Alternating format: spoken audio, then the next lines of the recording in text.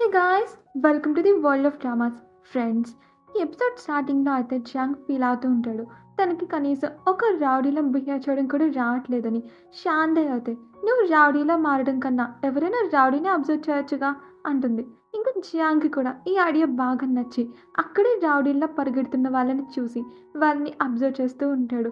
కానీ వాళ్ళు అయితే అందరికీ హెల్ప్ చేస్తూ మంచి పనే చేస్తూ ఉంటారు. పాపం జియాంగ్ ఇక తనైతే చూసావా శాంతయ్, నాకు ఎంత కష్టం వచ్చిందో, మన కాలేజ్లో అబ్జర్వ్ చేద్దామన్న రౌడీయే లేరు అని సాడ్గా ఫీల్ అవుతూ ఉంటే శాంత ఏమో ఇందులో సాడ్గా ఫీల్ అవడానికి ఏముంది, పద మన స్కూల్ బయటకు వెళ్ళి వెతుకుతాం అంటుంది. ఇంకొక వైపు గూచాన్ని చూపిస్తారు. తను టీచర్తో మాట్లాడి వస్తూ ఉంటాడు. కానీ అప్పుడే ఒక అమ్మాయి పిలుస్తూ, ప్రెసిడెంట్ చూడండి, లూదా మరలా రిహార్సల్ స్కిప్ చేస్తుంది అనేసరికి గూచన్ లూదా అని ఆపడానికి తన బ్యాగ్ని పాడేస్తాడు. కానీ అందరూ రొమాంటిక్ నావల్ ఉండడం చూసి లూదా బ్యాగ్ తీసుకుని అక్కడి నుండి పారిపోతుంది. ఇక జియాంగ్ శాంత అయితే ఇంటర్నెట్ కేఫ్కి వెళ్తారు. అక్కడ చాలా మంది గేమ్ ఆడుతూ ఉంటారు. వీళ్ళిద్దరికీ అయితే ఎవరితో గొడవ పెట్టుకోవాలో తెలీదు. జియాంగ్ అయితే ఒక అతని వైపు చూపిస్తూ అతనితో గొడవ పడదామా అనేసరికి శాంత ఏమో, జియాంగ్ నువ్వు అసలు ఏం చేస్తున్నా, చేయి కిందకు పట్టు, అలా వాళ్ళకి కనిపించేలా చూపించకూడదు. ఇంకా ఎలాంటి వాళ్ళతో గొడవ పెట్టుకోవాలంటే మనకి ఆ గొడవ వల్ల ఎలాంటి లాస్ ఉండకూడదు అంటూ తను ఒక అతన్ని చూపిస్తుంది.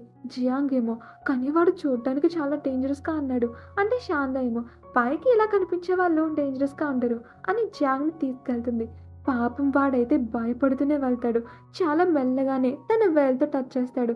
అతను అయితే ఇంక రౌడీయే, పైగా నన్ను టచ్ చేస్తావా అనేసరికి తన మనుషులందరూ వచ్చి, ఎవరికి రాంతి ధైర్యం మా బాస్ని టచ్ చేసేంత అనేసరికి జియాంగ్ వణుకుతూనే చెయ్యెత్తి నేనే అంటాడు.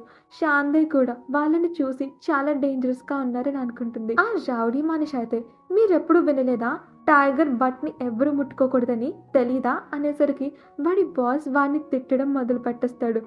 ఒరే బర్రెముఖముడా, సామెతలు చెప్పడం రాకపోతే ట్రై చేయకు అని తిట్టేస్తాడు. ఇంకా శాంత అయితే జాంగ్ని కాపాడాలని నేను కూడా ఇతనితో వచ్చాను అంటుంది. ఆ రౌడీ అయితే వెళ్ళి వీళ్ళిద్దరికి గుణపాఠం నేర్పించండి అంటాడు. ఆ రౌడీ మనిషి అయితే ఎప్పటి వరకు అయితే మీరు మమ్మల్ని ఓడించలేరో అప్పటి వరకు ఇక్కడి నుండి వెళ్ళలేరు. ఎవరు ఫస్ట్ వస్తారంటే జాంగ్ ఏమో, నేను ఫస్ట్ వస్తా అంటాడు. ఇంకొక వైపు యూజీ అయితే ఇంకా ఎలా దిగాలో అర్థం కాక చెట్టు మీదే ఉంటాడు. అప్పుడే ఒక బ్యాగ్ చెట్టు మీద పడుతుంది. ఎవరిది ఇది అని చూస్తూ ఉంటే యోయోది. తనైతే క్లాస్ బంక్ కొట్టేసి గోడ దూకడానికి ట్రై చేస్తుంది. కానీ చెట్టు మీద బ్యాగ్ పడిపోయేసరికి సర్లే కాసేపు రిలాక్స్ అయిన తర్వాత తీసుకుందాం అని అక్కడే నిద్రపోతుంది. ఇక జియాంగ్ అయితే ఆ రౌడీలతో వీడియో గేమ్ ఆడుతూ ఉంటాడు. శాంతయ్య అయితే జియాంగ్ స్పీడ్ని చూసి మనం గెలుస్తామంటావా అంటుంది. జియాంగ్ ఏమో, నువ్వేమి కంగారు పడుకో, నాకు ఈ గేమ్ ఎలా ఆడాలనేది అర్థమైంది అంటాడు. ఇక గేమ్ స్టార్ట్ అవుతుంది. రౌడీ మనుషులకు అయితే చాలా ఎక్స్పీరియన్స్ ఉండడం వల్ల గేమ్ని త్వరగా గెలిచేస్తారు. కానీ జియాంగ్ అయితే ఇంకా స్లోగా డ్రైవ్ చేస్తూ ఉంటాడు. రౌడీ అయితే నువ్వేంటి ఇంత స్లోగా ఆడుతున్నావు అంటాడు. చివరికి జియాంగ్ కూడా ఆ గేమ్ని గెలిచేస్తాడు. రౌడీ మనుషులు అయితే ఇందులో హ్యాపీగా ఫీల్ అవడానికి ఏముంది, నీకోసం మేము 1 గంట వెయిట్ చేయాల్సి వచ్చింది అంటారు. కానీ జియాంగ్ ఏమో, లేదు గేమ్ నేనే గెలిచాను, మీరందరూ కూడా రూల్స్కి వ్యతిరేకంగా స్పీడ్గా డ్రైవ్ చేశారు, పైగా రెడ్ లైట్ని కూడా క్రాస్ చేసేసారు, మీకు నాకు వచ్చినన్ని పాయింట్స్ కూడా రాలేదు, అందుకే నేనే గెలిచాను, మీరు ఓడిపోయారు అనేసరికి రౌడీ మనుషులు అయితే నిజమే, అవును బాస్, ఇతను చెప్పిన పాయింట్స్ కూడా కరెక్టే అనేసరికి రౌడీ అయితే ఓడిపోయాడని ఒప్పుకోవడానికి రెడీగా ఉండడు. పైగా గేమ్లో అలాంటివేమీ ఉండవు, అయినా నువ్వు నన్ను టచ్ చేసా, నీకైతే మంచి గుణపాఠాన్ని నేర్పించాలి అని జియాంగ్ వెంట పడతాడు. ఇంకొక వైపు యూజీ అయితే యోయో బ్యాగ్ ఏదో పాడిస్తే వెళ్ళిపోతుందని బ్యాగ్ కిందకి పాడిస్తాడు. యోయోకైతే మెలకు వచ్చేసరికి తన బ్యాగ్ పక్కనే ఉండేసరికి నిద్రపోవడమే ప్రతి ప్రాబ్లంకి సొల్యూషన్ అనుకుని వెళ్ళిపోతుంది. యూజీకి అయితే తన ఫ్రెండ్ మెసేజ్ చేస్తాడు, ఎక్కడ ఉన్నా ప్రొఫెసర్ క్లాస్ కంప్లీట్ అయిన తర్వాత అటెండెన్స్ తీసుకుంటారంట, త్వరగా రా అంటాడు. యూజీ అయితే మరలా కిందకు దిగుదామని ట్రై చేస్తూ ఉంటాడు. కానీ ఇంతలోనే అక్కడికి లూదా వచ్చి చెట్టుతోనే మాట్లాడుతూ ఉంటుంది. ఈ లవ్ స్టోరీస్ బాయ్స్లో చాలా ఫేమస్ అనుకుంటా, మా ప్రెసిడెంట్ గూచాన్ కూడా వీటిని చదువుతున్నాడు అంటుంది. పాపం యూజీకి అయితే అప్పుడే కాల్ వస్తూ ఉంటుంది. రింగ్ టోన్ లూదాకు వినిపించకూడదని వాడు కొమ్మల్ని కదుపుతూ ఉంటాడు. లూదాకు అయితే తన మాటలకి చెట్టు రిప్లై ఇస్తుందని కామిక్ బుక్ చదివి వినిపిస్తూ ఉంటుంది. యూజీకి అయితే తన ఫ్రెండ్ మెసేజ్ మీద మెసేజ్ చేస్తూ ఉంటాడు. క్లాస్ కంప్లీట్ అవడానికి ఎంతో టైం లేదని. లూదావ్ అయితే కామిక్ ని చదువుతూ గూజన్ ఇలాంటి బుక్స్ చదువుతున్నాడేంటి, తను నాతో లాలో పడిపోయాడా? లేదు, అలా ఏం కాదు.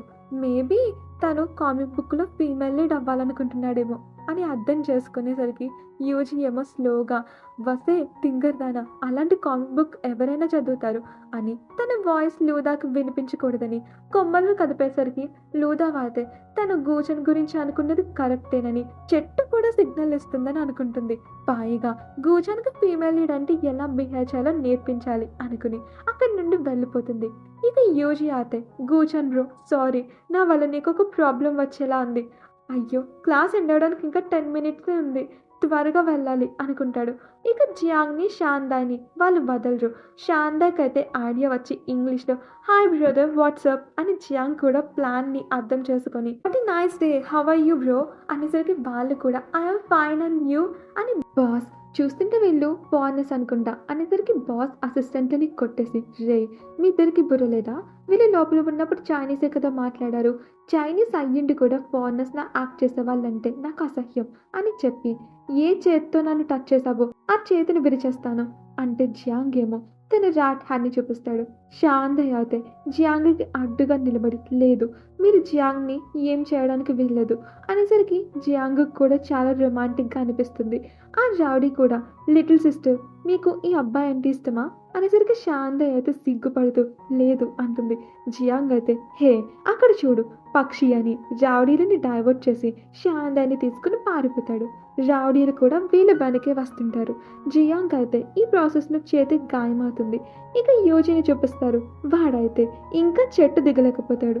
రూసాంగ్ రావడం వలన రూసాంగ్ అయితే చెట్టుతో, నేను జీవోని రిజెక్ట్ చేశాను, అయినా తను మూవీ చూడడానికి నన్ను పిలిచింది, వెళ్ళాలా వద్దా, కానీ నేను వెళ్ళకపోతే తను ఫీల్ అవుతుంది, నేను తనతో వెళ్ళాలా వద్దా అని అడుగుతాడు. ఇక యూజీ అయితే, నేనేం పాపం చేశాను రా, మీ అందరి సీక్రెట్స్ని వినాల్సి వస్తుంది, కానీ నువ్వు తనతో మూవీ చూడాలనుకుంటున్నావని నాకు అనిపిస్తుంది, అందుకే అని కొమ్మలు ఊపేసరికి రూసాంగ్ అయితే చెట్టు వాడికి పర్మిషన్ ఇచ్చింది అనుకుని థ్యాంక్స్ చెప్పి వెళ్ళిపోతాడు. కానీ వాడు వెళ్ళగానే వెంటనే ఇంకొక అబ్బాయి అక్కడికి వచ్చి తన లాస్ట్ స్టోరీ గురించి చెప్తుంటాడు. పాపం యూజీ అయితే చాలా విసిగిపోయి ఇంకెప్పటి వరకు నేను వీళ్ళ కోసం ఆకులను ఊపాలి అనుకుంటాడు. ఇంకొక వైపు జియాంగ్ షాందాయ్ రౌడీల నుంచి తప్పించుకోవడానికి ట్రై చేస్తూ ఉంటారు. కానీ రెడ్ లైట్ వల్ల తప్పించుకోగలుగుతారు. ఇక గ్రీన్ లైట్ పడగానే రౌడీలు మనోళ్ళను వెతుక్కుంటూ వస్తారు. కానీ ఎక్కడ కనిపించకపోయేసరికి వీళ్ళు ఇంతలోనే ఎక్కడికి వెళ్ళిపోయారు అనుకుంటారు. ఇంకొక వైపు యూజీ కిందకి దిగడానికి ముందే ఇంకొక అమ్మాయి చెట్టు దగ్గరికి వస్తుంది. ఇక జియాంగ్ షాందాయ్ అయితే టెడ్డీ బేర్ కాస్ట్యూమ్లో దాక్కుంటారు. షాందాయ్ అయితే జియాంగ్ గాయాన్ని చూసి ఫీల్ అవుతూ ఉంటుంది. జియాంగ్ అయితే ఇక్కడ ఫీల్ అవ్వకు, బయటకు వెళ్ళిన తర్వాత ఫీల్ అవుదు కానీ అంటాడు. కానీ రౌడీలు ఇంకా వెళ్ళకపోయేసరికి ఇద్దరు కూడా నెక్స్ట్ ఏం చేయాలి అని తాగలతో మాట్లాడుకుంటూ ఉంటారు. షాందాయ్ అయితే ఎవరికైనా ఫోన్ చేసి పిలు అనేసరికి యూజీకి ఫోన్ చేయాలనుకుంటాడు. ఇంకొక వైపు యూజీకి కూడా తన ఫ్రెండ్ మెసేజ్ చేస్తాడు, లాస్ట్ 1 మినిట్ ఉందని, త్వరగా రమ్మంటాడు. అప్పుడే యూజీ ఫోన్ కిందకి పడిపోతుంది. యూజీ కూడా పడిపోతాడు. కానీ ఒక అబ్బాయి యూజీని పట్టుకుని సేవ్ చేస్తాడు. యూజీ అయితే ఎంబారసింగ్గా ఫీల్ అవుతూనే థ్యాంక్స్ చెప్పి క్లాస్కి వెళ్ళిపోతాడు. ఇక ఆ రౌడీలు కూడా ఇంకా వెళ్లకుండానే బతుకుతూ ఉంటారు. పైగా టెడ్డీ బేర్తో సెల్ఫీస్ కూడా తీసుకుంటూ ఉంటారు. కానీ వాళ్ళకి ఒక ఇంపార్టెంట్ వర్క్ వచ్చి వెళ్ళిపోతారు. వీళ్ళిద్దరూ కూడా బయటికి వస్తారు. ఇక నెక్స్ట్ సీన్లో షాందాయ్ జియాంగ్ చేతికి బ్యాండేజ్ వేసి తన వలన జియాంగ్కి గాయమైందని సారీ చెప్తుంది. జియాంగ్ ఏమో ఏం పర్వాలేదు, చేతికి దెబ్బ తగిలితే ఏమైంది, నేను ఇంపార్టెంట్ అయిన దాన్ని కాపాడాను కదా అనేసరికి షాందాయ్ గుర్తొస్తుంటుంది. జియాంగ్ తన హ్యాండ్ని సేవ్ చేయడం కోసమే ట్రై చేశాడని, వీడు నన్ను సేవ్ చేయడానికి ట్రై చేశాడు అనుకుంటుంది. జియాంగ్ ఏమో నేను డ్రాఫ్ట్ రెడీ చేశాను, దీనికి ఏమీ కాలేదు కాబట్టి సరిపోయింది అనేసరికి షాందాయ్ గుర్తొస్తుంటుంది. అప్పుడు తన చేతిలో ఉన్న బ్యాగ్లోని డ్రాఫ్ట్ ఉందని. ఇక నెక్స్ట్ సీన్లో షాందాయ్ అయితే తను జియాంగ్ని క్రిటిసైజ్ చేసిన వీడియోని చూస్తూ ఉంటుంది. అందులో హీరోయిన్ ఎప్పుడు ప్రాబ్లంలో ఉన్నా తనని కాపాడడానికి హీరో వచ్చేస్తాడు. అది కూడా వీళ్ళిద్దరి మధ్య ఎలాంటి కమ్యూనికేషన్ ఇంకా మొబైల్ లేకుండా. ఇందులో అసలు లాజిక్కే లేదు అంటుంది. ఇక షాందాయ్కి తన అంతరాత్మ కనిపించి నువ్వు అన్న మాటలకి నీకే బాధేస్తుందా అనేసరికి షాందాయ్ ఏమో ఈ వీడియో వెరిఫై చేయడం వల్లనే వాడికి గాయం కూడా అయింది, వాడికి గాయం అవ్వడానికి నేను రీజన్. నాకు అసలు అర్థం కావట్లేదు. వాడిని ఎలా ఫేస్ చేయాలని అని అనుకుంటుంది. అప్పుడే తనకి ఐడియా వస్తుంది. ఇక తను జియాంగ్కి తన ఐడియా చెప్తుంది. నో ఫోన్ ఛాలెంజ్ చేద్దామని. ఒక రోజంతా మనం ఫోన్ లేకుండా ఉండాలి. ఒకవేళ మనం రేపంతా కూడా ఫోన్ లేకుండా ఉండగలిగితే నీ కామిక్ లాజిక్ గానే ఉందని ప్రూవ్ అవుతుంది. అయినా ఫోన్ లేకుండా బ్రతకొచ్చు అంటుంది. యూజీ ఏమో ఒకవేళ మనం ఫోన్ లేకుండా బ్రతకలేకపోతే అంటే జియాంగ్ ఏమో అప్పుడు ఆ వీడియోలోని షీహా కరెక్ట్గా చెప్పినట్టు అవుతుంది. నా కామిక్లోని మిస్టేక్ ఉన్నట్టు అంటాడు. శాంత ఏమో అయ్యో నెగిటివ్గా ఆలోచించకండి అంటుంది. ముగ్గురు కూడా ఛాలెంజ్ని యాక్సెప్ట్ చేస్తారు. నెక్స్ట్ సీన్లో యోయోని చూపిస్తారు. తను అయితే బాస్కెట్బాల్ గేమ్ అనే పేరుతో అబ్బాయిని చితక్కొట్టేసి ఉంటుంది. అప్పుడే తను శాంత చేసిన మెసేజ్ని చూస్తుంది. నేను నో ఫోన్ ఛాలెంజ్ చేస్తున్నాను. ఈ రోజు అంతా కూడా నేను ఫోన్ వాడను అంటుంది. యోయోకైతే ఛాలెంజ్ చాలా ఇంట్రెస్టింగ్గా అనిపించి తను కూడా పార్టిసిపేట్ చేయాలనుకుంటుంది. అప్పుడే తన దగ్గరికి రూసాంగ్ వచ్చి సీనియర్ నేను మీతో మూవీ చూడడానికి వద్దాం అనుకుంటున్నాను అనేసరికి యోయో ఏమో సరే కానీ నువ్వు నీతో ఫోన్ తెచ్చుకోకూడదు అంటే రూసాంగ్ ఏమో కానీ ఫోన్ లేకుండా మిమ్మల్ని నేను ఎలా ఫైండ్ అవుట్ చేయగలను అంటే యోయో ఏమో మనం కాలేజ్కి దగ్గరలోనే ఉన్న ఫేమస్ స్పాట్లో కలుసుకుందాం అని చెప్పేసి వెళ్ళిపోతుంది. కానీ రూసాంగ్ అయితే ఏ ఫేమస్ ప్లేస్ అనేది అర్థం కాదు. ఇక వీళ్ళందరూ కూడా 5 డిఫరెంట్ ప్లేసెస్లో వెయిట్ చేస్తూ ఉంటారు. అందరూ ఒకే ప్లేస్లో ఉంటారు. కానీ ఫోన్ లేకపోవడం వలన ఎవరు ఎక్కడ ఉన్నారు అనేది తెలియదు. వెతకడం కూడా చాలా కష్టమవుతూ ఉంటుంది. శాంతి అయితే ఫోన్ లేకుండా నేను జియాంగ్ని ఎలా వెతకాలి, అయినా జియాంగ్ చాలా హైట్గా ఉంటాడు కాబట్టి ఈజీగానే కనిపెట్టేయచ్చులే అనుకుంటుంది. అప్పుడే తనకి జియాంగ్ కనిపించేసరికి వెంటనే వెళ్తుంది. కానీ జియాంగ్ వెనక్కి తిరిగి చూసేసరికి తన దగ్గర ఒక స్ట్రేంజర్ వచ్చి నువ్వు దారి తప్పిపోయావా అంటే జియాంగ్ ఏమో అలాంటిదేం లేదు, నేను ఒక అమ్మాయి కోసం వెయిట్ చేస్తున్నా అనేసరికి ఆ స్ట్రేంజర్ ఏమో నేను ఒక అమ్మాయి కోసం చూస్తున్నా అనేసరికి ఆ స్ట్రేంజర్ ఏమో అమ్మాయి అవసరం కోసం చూడని వాడు ఎవరుంటాడు అంటాడు. ఇక శాందాకి కనిపించింది జియాంగ్ కాదు. తను సారీ చెప్పి మరలా జియాంగ్ కోసం వెతుకుతూ ఉంటుంది. ఇక ఆ స్ట్రేంజర్ అయితే నువ్వు ఆ అమ్మాయికి కాల్ చేయొచ్చు కదా అంటే నా దగ్గర ఫోన్ లేదు అనేసరికి ఆ స్ట్రేంజర్ జియాంగ్ని చూస్తూ ఏ కాలంలో బ్రతుకుతున్నావు బాబు, చూడు నా దగ్గర ఐఫోన్ ఉంది, చాలా మంచి ఫోన్, నువ్వు దీన్ని తీసుకోవచ్చు అనేసరికి జియాంగ్ ఆ ఫోన్ తీసుకుని థ్యాంక్స్ చెప్పి వెళ్ళిపోతుంటాడు. ఆ స్ట్రేంజర్ అయితే ఒరే బాబు డబ్బులు ఇచ్చి వెళ్ళరా, నేనేమీ ఫ్రీగా ఇవ్వట్లేదు, పోలీసులు వచ్చి వీడిని పట్టుకెళ్ళండి, వీళ్ళ ఫోన్ దొబ్బేస్తున్నాడు అనేసరికి జియాంగ్ ఏమో లేదు ఇతను అబద్ధం చెప్తున్నాడు, ఇతనే స్వయంగా తన ఫోన్ నాకు ఇచ్చాడు అనేసరికి ఆ స్ట్రేంజర్ తన కోట్లో దాచిన ఫోన్లను చూపిస్తూ నేను ఫోన్లను అమ్ముతున్నా, ఫ్రీగా ఎందుకు ఇస్తాను, పోలీస్ వీడిని పట్టుకున్నందుకు థ్యాంక్స్ అంటే పోలీసులేమో పర్లేదు కానీ ఇప్పుడు నువ్వు కూడా మాతో రా అని జియాంగ్కి థ్యాంక్స్ చెప్పి మేము ఈ గ్యాంగ్ని చాలా కాలం నుంచి వెతుకుతున్నాం, వీళ్ళని పాటించినందుకు థ్యాంక్స్ అంటాడు. జియాంగ్ ఏమో అయ్యో పర్లేదు సార్, ఒక ఆదర్శ పౌరుడిగా ఇది నా రెస్పాన్సిబిలిటీ అంటాడు. ఇంకొక వైపు రూసాంగ్ని చూపిస్తారు. తనైతే చాలా కోపంగా ఉండుంటాడు. ఈ అమ్మాయిని చూడు ఎంత టైం నుంచి వెయిట్ చేస్తున్నా ఇంకా రాలేదు అనుకుంటాడు. అప్పుడే ఒక అనౌన్స్మెంట్ వస్తుంది. రూసాంగ్ అనే పేరు గల 8 ఏళ్ల పిల్లాడు తప్పిపోయాడు, వెంటనే 5th ఫ్లోర్కి రా, మీ ఎల్డర్ సిస్టర్ ఇక్కడ వెయిట్ చేస్తుంది అని. ఇక షాప్ కీపర్ అయితే యోయోని ఓదారుస్తూ ఉంటుంది. మీ తమ్ముడు దొరికేస్తాడు, ఫీల్ అవ్వకండి అని. అప్పుడే రూసాంగ్ కూడా అక్కడికి వచ్చి లౌడ్ స్పీకర్లో నువ్వు నన్ను చిన్న పిల్లాడు అని ఎందుకన్నా అంటే యోయో ఏమో నాకు తెలుసు నీలాంటి అమాయకుడు సొంతంగా నన్ను వెతకలేడని అంటుంది. ఆ షాప్ కీపర్ అయితే ఏంటి వీడి 8 సంవత్సరాల పిల్లాడా అని షాక్లో ఉంటుంది. యోయో వెళ్ళిపోతూ ఉంటే రూసాంగ్ కూడా వెనక్కి వెళ్తాడు. ఇక శాందాని చూపిస్తారు. తనైతే చాలా అలసిపోయి ఉంటుంది, ఇంకా ఆకలి కూడా వేస్తూ ఉంటుంది. అప్పుడే తనకి పేస్ట్రీ షాప్లో జియాంగ్ కనిపించేసరికి వెంటనే వెళ్ళి నువ్వు ఇక్కడేం చేస్తున్నా అంటే జియాంగ్ ఏమో నేను పేస్ట్రీస్ తీసుకుంటున్నాను అనేసరికి అదేంటి నువ్వు నన్ను వెతకాలి కదా ఇక్కడేం చేస్తున్నా అనేసరికి నేను నిన్ను వెతకాను కానీ ఇంతలోనే ఆకలి వేసింది అంటాడు. శాంతయ్య అయితే తన ఫోన్ లేకుండా జియాంగ్ని వెతికినందుకు ఛాలెంజ్లో ఒక స్టేజ్ కంప్లీట్ అయిందని హ్యాపీగా ఫీల్ అవుతూ ఉంటుంది. జియాంగ్ అయితే రివార్డ్గా పేస్ట్రీ ఇచ్చి తనకి మాత్రం పెద్ద కేక్ తీసుకుంటాడు. శాంతయ్య అయితే తన మనసులో అనుకుంటుంది ఆ అమ్మాయిని సంతోషపెట్టడం వీడికి జన్మలో రాదని. ఇక పే చేయాల్సిన టైం వచ్చేసరికి ఇద్దరి దగ్గర క్యాష్ ఉండదు, ఫోన్ కూడా లేదు కాబట్టి ఆన్లైన్ పేమెంట్ చేయలేరు. జియాంగ్ ఏమో మేము వేరే విధంగా పే చేయొచ్చా, నేను ఒక కార్టూనిస్ట్ని, నేను మీకు నా ఆటోగ్రాఫ్ని ఇస్తాను, ఇది మార్కెట్లో 2000 వాల్యూ చేస్తుంది అనేసరికి శాంత అయితే పరువు పోతుందని ఫేస్ దాచుకుంటూ ఉంటుంది. ఇక ఆ షాప్ ఓనర్ అయితే, మిస్టర్, మీరు బయటికి వెళ్తారా లేదా సెక్యూరిటీని పిలవమంటారా అంటుంది. సెక్యూరిటీ గార్డ్ అయితే ఇద్దరిని బయటకు గెంటిస్తాడు. శాంత అయితే జియాంగ్ని ఓదారుస్తూ ఉంటుంది. జియాంగ్ ఏమో, నేను రోజంతా ఏం తినలేదు, ఈ ఛాలెంజ్ సక్సెస్ఫుల్ అయిందని మనం ఎలా చెప్పగలం అంటాడు. ఇక నెక్స్ట్ సీన్లో సొంతంగా సంపాదించాలని ఇద్దరు మార్కెట్ సెంటర్లో ఉంటారు. శాంత అయితే ఎంబార్సింగ్గా ఫీల్ అవుతూ, కాలేజ్ స్టూడెంట్స్ బాబు, మేము పోర్ట్రేట్స్ గీసిస్తాం, వేయించుకోండి, డిస్కౌంట్ కూడా ఉంది అని మెల్లగా అరుస్తూ ఉంటుంది.